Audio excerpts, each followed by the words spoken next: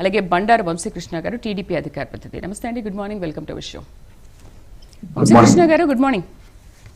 Good morning madam. Vamsikrishna గారు, 2014 నుంచి చూసుకుంటే 24 వరకు వచ్చిన పెట్టుబడుల కంటే ఈ 14 నెలల కాలంలో మేము తీసుకొచ్చిన పెట్టుబడులు చాలా మంచి పెట్టుబడులు తీసుకొచ్చామని అంటున్నారు. ఏంటి సింగపూర్ పర్యటన అంతా విజయవంతమైంది అని అనుకుంటున్నారా? ముందుగా మీకు ప్యానెల్లో ఉన్న వాళ్ళందరికీ కూడా గుడ్ మార్నింగ్ అండి. అలాగే ప్రైమ్ 9 ప్రేక్షకులకు కూడా వీక్షకులకి గుడ్ మార్నింగ్ మేడం. ఇప్పుడు ఆంధ్రప్రదేశ్ రాష్ట్రానికి అతి ముఖ్యమైనటువంటి విషయం ఏంటంటే ఇప్పుడు పెట్టుబడులు రావడం అనేది అతి ముఖ్యమైనటువంటి విషయం. ఉద్యోగాలు రావాలన్నా, రాష్ట్రంలో రెవెన్యూ గ్రోత్ ఉండాలన్నా, లేదంటే రాష్ట్రం ఏదైనా ముందుకెళ్లాలన్నా కానీ పెట్టుబడులు అనేది అతి ముఖ్యమైనటువంటి విషయం. అయితే చంద్రబాబు నాయుడు గారు ప్రతిపక్షంలో ఉండగా నేను పెట్టుబడులు తీసుకొస్తాను, తద్వారా వచ్చే రెవెన్యూ తోటి నేను రాష్ట్రాన్ని నడిపిస్తాను, నన్ను నమ్మి రాష్ట్రాన్ని నాకు అప్పచెప్పండి, నేను రాష్ట్రాన్ని ప్రగతి పదంలో నడిపిస్తాను అనేటటువంటి ఒక మాట ద్వారా చంద్రబాబు నాయుడు గారు అధికారంలోకి రావటం జరిగింది. సరే, వచ్చిన తర్వాత మరి డే 1 నుండే రాష్ట్ర అభివృద్ధికి ఏమేం చేయాలో చంద్రబాబు నాయుడు గారు అన్నీ కూడా చేశారు. ఈ రోజు మొదట్లో జనవరిలో దావోస్కి వెళ్ళారు మేడం. దావోస్కి వెళ్ళిన తర్వాత వైఎస్ఆర్ కాంగ్రెస్ పార్టీ నాయకుల వాదన ఏంటంటే దావోస్కి వెళ్ళి ఫ్లైట్ ఖర్చులు కూడా మిగలకుండా వచ్చారు అనేది వైఎస్ఆర్ కాంగ్రెస్ పార్టీ నాయకుల వాదన. కానీ దావోస్కి వెళ్ళిన తర్వాత అక్కడ ఏం జరిగింది, ఏమేం పెట్టుబడులు వస్తాయి అని చెప్పేసి ముందు ప్రెస్ మీట్ పెట్టకుండా వచ్చిన తర్వాత ఇదిగో దావోస్ వెళ్ళిన తర్వాత మేము ఇది చేసాం. మనం చూసుకుంటే యుఏఈ మినిస్టర్ గారు వచ్చారు మేడం, దుబాయ్ నుండి మినిస్టర్ గారు వస్తే ఆయన చెప్పారు, దావోస్ లో నాతో చంద్రబాబు నాయుడు గారు మాట్లాడారు, చంద్రబాబు నాయుడు గారు నన్ను ఆంధ్రప్రదేశ్ రాష్ట్రానికి ఆహ్వానించారు, సో నేను ఈ రోజు ఆంధ్రప్రదేశ్ రాష్ట్రానికి వచ్చి ఇండియాలో ఆంధ్రప్రదేశ్ లో పెట్టుబడులు పెట్టడానికి సిద్ధంగా ఉన్నాను అని చెప్పేసి యుఏఈ ఆర్థిక మంత్రి గారు చెప్పినటువంటి విషయం. ఎక్కడా కూడా దావోస్ వెళ్ళి రాగానే యుఏఈ మినిస్టర్ వస్తా అన్నాడు మన రాష్ట్రానికి అని చెప్పలేదు. ఎందుకంటే మరి మన రాష్ట్రంలో ఉన్న కొన్ని వ్యవస్థల మీద అంత నమ్మకం, అంత ఇది ఉంది. ఇప్పుడు ఆ యుఏఈ మినిస్టర్ వస్తారు అని చెప్పి అప్పుడే చెప్పినట్లయితే మరి ఆయనకు కూడా లేఖలు రాసేవాళ్ళేమో, వీళ్ళు ఆయన కూడా రావద్దు, ఇక్కడ ఇలా ఉంది అలా ఉందని చెప్పేవాళ్ళేమో. ఈ ఉద్దేశంతో దావోస్ లో జరిగినటువంటి ఏ ఒక్క విషయం కూడా బయట పెట్టకుండా ఇక్కడికి వచ్చి పెట్టుబడులు పెడతామన్న తర్వాత మంత్రి గారు లోకేష్ గారు చంద్రబాబు నాయుడు గారు బయటకు చెప్తున్నటువంటి విషయం. ఇప్పుడు చూసుకుంటే సింగపూర్ వెళ్ళారు మేడం. సింగపూర్ లో 45,000 కోట్ల రూపాయల పెట్టుబడులు రావడానికి అవకాశం ఉంది. 45,000 కోట్ల రూపాయల పెట్టుబడులు సింగపూర్ పెట్టడానికి అంగీకరించింది. రికార్డులు సరిచేయడానికి సింగపూర్ పర్యటనకు వెళ్ళాం. గత 10 ఏళ్లలో వచ్చిన పెట్టుబడుల కంటే కూడా ఈ 14 నెలల్లో వచ్చినటువంటి పెట్టుబడులు ముఖ్యం అని చెప్పేసి నారా లోకేష్ గారు నిన్న ప్రెస్ మీట్ లో చెప్పినటువంటి విషయం. అలాగే పెట్టుబడులు ఆపడానికి కుట్ర చేస్తా ఉన్నారు. మురళీకృష్ణ అనేటటువంటి వ్యక్తి సింగపూర్ కంపెనీలకు అలాగే చాలా మందికి ఈమెయిల్స్ ద్వారా ఆంధ్రప్రదేశ్ రాష్ట్రంలో సుస్థిర ప్రభుత్వం లేదు, ఏ క్షణమైనా ప్రభుత్వం మారుతుంది, దయచేసి ఆంధ్రప్రదేశ్ రాష్ట్రంలో పెట్టుబడులు పెట్టే ముందు ఆలోచించుకోవాలని చెప్పేసి ఒక మెయిల్ పెట్టినట్లు కూడా సమాచారం. అయితే ఇక్కడ చెన్నై విషయాన్ని నారా లోకేష్ గారు ప్రస్తావించారు. చెన్నైలో ఏఐడిఎంకే అన్నాడీఎంకే రెండు కూడా కలిసి, డిఎంకే అన్నాడీఎంకే రెండు కూడా ఇప్పుడు తమిళనాడు వరకే రాజకీయాలు, తమిళనాడు దాటి తమిళనాడు బ్రాండ్ ఇమేజ్ ఏదైనా దెబ్బతింటా ఉంది అంటే రెండు పార్టీలు కలిసి వెళ్ళి ఎంబసీ దాకా వెళ్ళి పోరాడి కంపెనీలు తెచ్చుకున్నటువంటి విషయాలను కొన్ని గుర్తు చేశారు నారా లోకేష్ గారు.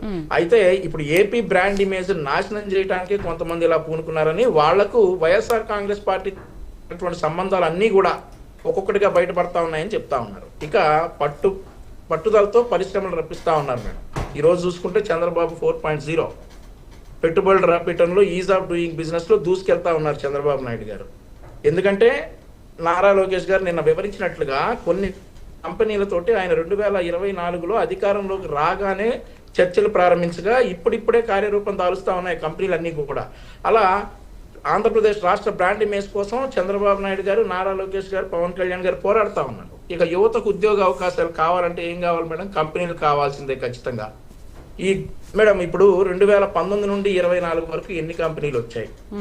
2019 నుండి 24 వరకు మనం మొన్న ఒక లెక్క చూసుకుంటే కూడా వచ్చినటువంటి ఇన్వెస్ట్మెంట్స్ వీళ్ళు చెప్తుంది ఏంటంటే 126,000 కోట్ల ఇన్వెస్ట్మెంట్స్ వచ్చాయని చెప్పేసి వైఎస్ఆర్ కాంగ్రెస్ పార్టీ అధికార ప్రతినిధులు ప్రతి డిబేట్ లో చెప్తా ఉన్నారు. నేను మొన్న ఒక టీవీ ఛానల్లో ఆ వైఎస్ఆర్ కాంగ్రెస్ పార్టీ అధికార ప్రతినిధి చెప్పినటువంటి 1,26,000 కోట్ల రూపాయల పెట్టుబడికి ఆర్టీఐ ద్వారా మేము తెప్పించుకున్నటువంటి సమాచారం ప్రకారంగా చూసుకుంటే ఆంధ్రప్రదేశ్ రాష్ట్రంలో గత 5 ఏళ్లలో 2019 నుండి 24 వచ్చినటువంటి పెట్టుబడులు 5,410 కోట్ల రూపాయల పెట్టుబడులు. వీళ్ళు చెప్తుంది అంటే మేడం 1,26,000 కోట్ల రూపాయల పెట్టుబడులు అని చెప్తా ఉన్నారు.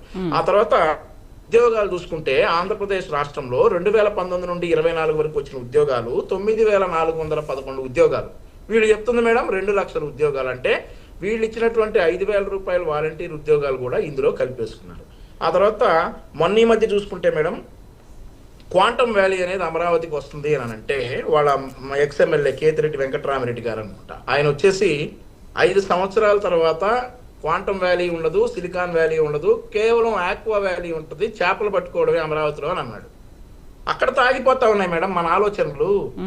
క్వాంటమ్ వ్యాలీ అనేది ఏషియాలో మొట్టమొదటిసారిగా అమరావతిలో వస్తుంటే అక్కడ ఒక ఆంధ్రప్రదేశ్ రాష్ట్రానికి ఒక శాసనసభ్యునిగా పనిచేసిన వ్యక్తి గర్వపడాల్సింది పోయి 5 సంవత్సరాలు అయితే క్వాంటమ్ వ్యాలీ ఉండదు, సిలికాన్ వ్యాలీ ఉండదు, ఏ వ్యాలీ ఉండదు, అమరావతిలో ఉండేది కేవలం ఆక్వా వ్యాలీయే, చేపలు పట్టుకోవడమే అని అన్నారంటే వీళ్ళ ఆలోచనలు అక్కడ తాగిపోతాయి.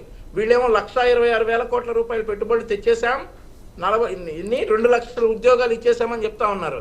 దానికి మా దగ్గర ఆధారంతో మేము చెప్పాం మేడం, వీళ్ళు గతంలో తెచ్చినటువంటి ఉద్యోగాలన్నీ, గతంలో తెచ్చినటువంటి పెట్టుబడులు ఎన్ని కూడా ఒకసారి మీరు ఇది ఆర్టీఐ లెక్క.